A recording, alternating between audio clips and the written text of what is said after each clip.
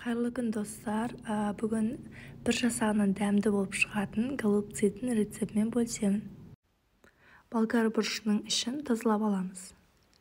Сосын осы каналға подписация етіп аламыз.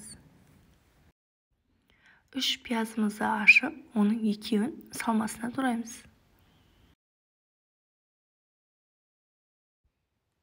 Салмасына қажетті заттар: фарш, күріш және де жуа. Үшеуін араластырамыз. Тұзымызды және де бұрышымызды қосамыз. Фаршымыз, салмамыз құрғақ болып қалмас үшін кішкене су құйып жібереміз. Жақсылап араластырамыз. Салмамыз дайын.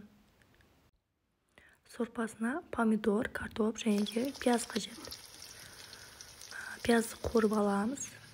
Помидорды турап, пияз қызарған кезде саламыз. Үстіне 5 минут қуырылғаннан соң картопымызды видеода көрсетілгендей етіп турап, үстіне салып жібереміз.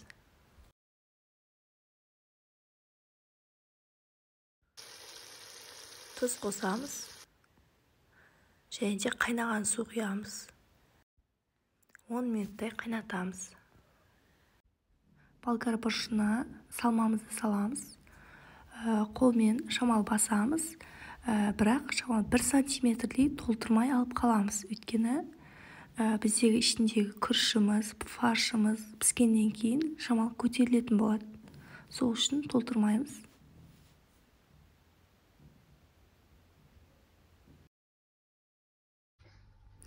Осындай болып шықты. Енді қайнап тұрған сорпамызға салатын боламыз. Каналға әртүрлі тағам түрлерін салатын боламын, сондықтан тіркеле кетіңіздер. Барлығын салып болғаннан кейін баяу отта 40 минуттай қойып қоямыз, қайнатамыз. Осындай дайын тағам болып шықты. Жасап көрулеріңізге кеңес беремін.